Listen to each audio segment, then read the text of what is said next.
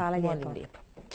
Stari kameni grad u Gradačcu sa tunelima poznatim po ljepoti i čvrstini nacionalni je spomenik Bosne i Hercegovine. Jedan od najznačajnijih elemenata ovog kompleksa je i kula Zmaja od Bosne, u narodu poznata i kao kula Husein kapetana Gradaščevića. Priču o obnovi kompleksa donosi naš Dino Durmić.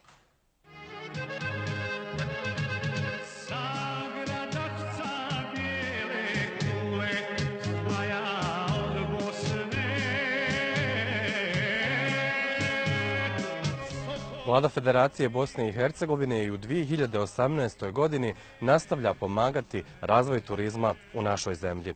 Tako je 1 milion konvertibilnih maraka u federalnom budžetu planirano za rekonstrukciju i sanaciju starog grada u Gradačcu, odnosno kule Husein kapetana Gradaščevića ili kule Zmaja od Bosne, kako je poznata u narodu.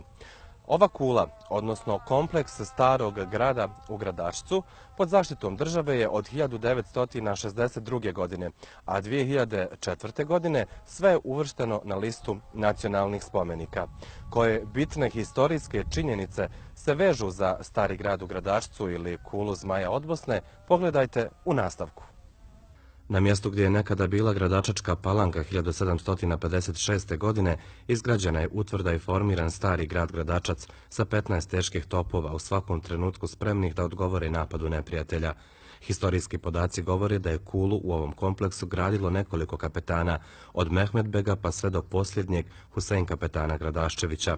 Pisanih tragova da se kompleks starog grada u Gradačcu počeo preuređivati za vrijeme Mehmed kapetana nema, ali postoje dokumenti iz 1785. godine iz kojih se vidi da je u to doba postojala ova utvrda.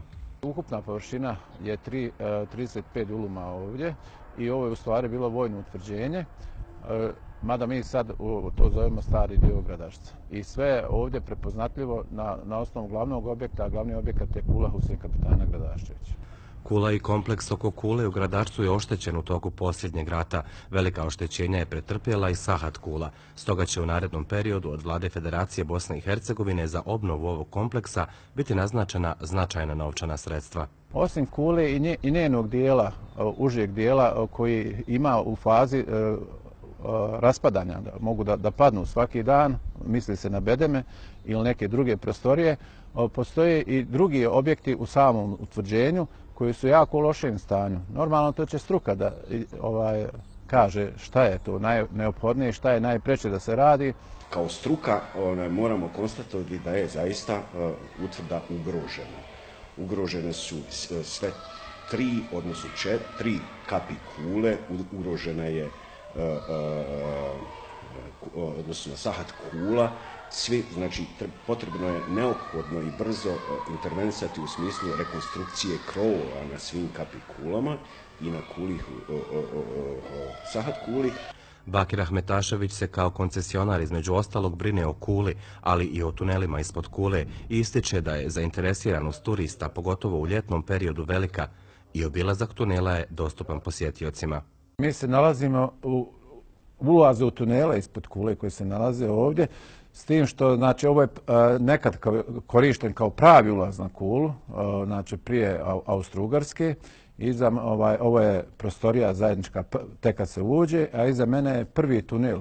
Ukupno ima ovdje 2 tunela i ima jedan izlaz posle ova 2 tunela gdje bi mi došli iza kule i u stvari to je ulaz u kulu koji se nekad koristio prije nek što je došla Austro-Ugarska u Gradačac. Ispod kule u Gradačcu je i džamija Huseinija za koju postoje sigurni podaci da je sagradio Husein kapetan Gradaščević. Stari stanovnici Gradačca kazuju o tome. Džamija je pravljena 1826. godine i ona je prije nje pravljena Sahat kula, to je Sahat kula, jedna zadnja kula koja je pravljena u turskom vremenu u čitavoj Bosni.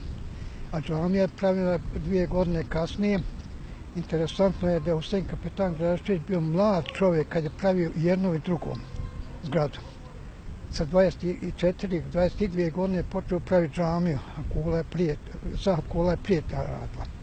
Sahat kula koja najviše prkosi zubu vremena je nakon posljednjeg rata obnovljena, ali u neznatnoj mjeri. Danas je vidljiva njena nakrivljenost, što je potrebno sanirati. Kula Husein kapetana Gradaščevića, kao i drugi objekti iz zidine i bedemi u Gradačcu su u toku prošlog rata 1992.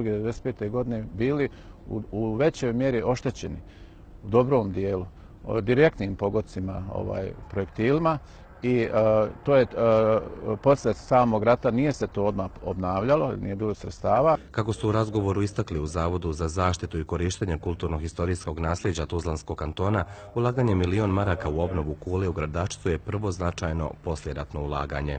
Ja mogu sa stanovišta Zavoda kantonalno kazati da je ovo jedna od najznačajnijih intervencija na utvrdi Husein Kapetana Gradaščića u iznosu od milion maraka. Naše informacije su neke da je i vlada Tuzlanskog kantona izdvojila određena sredstva. To su specifični radovi, odnosno restauracije.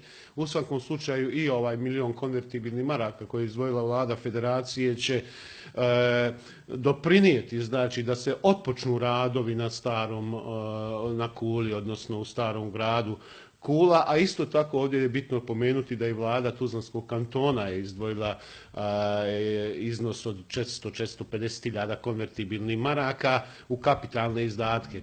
Pomenimo na kraju i da bi grupa mladih entuzijasta iz Bosne i Hercegovine uskoro trebala otputovati u Istanbul u potragu za posmrtnim ostacima Husein Kapetana Gradaščevića sa inicijativom o njihovom prebacivanju u Gradačac. Prema dokumentima koji su bili u prilici izučavati, pretpostavlja se da je Husein Kapetan sahranjen u haremu jedne od džamija u Istanbulu. Prema još uvijek nepotvrđenim informacijama, tamo je locirano 10 mezara, od kojih bi jedan trebao biti mezar Husein Kapetana Gradaščevića.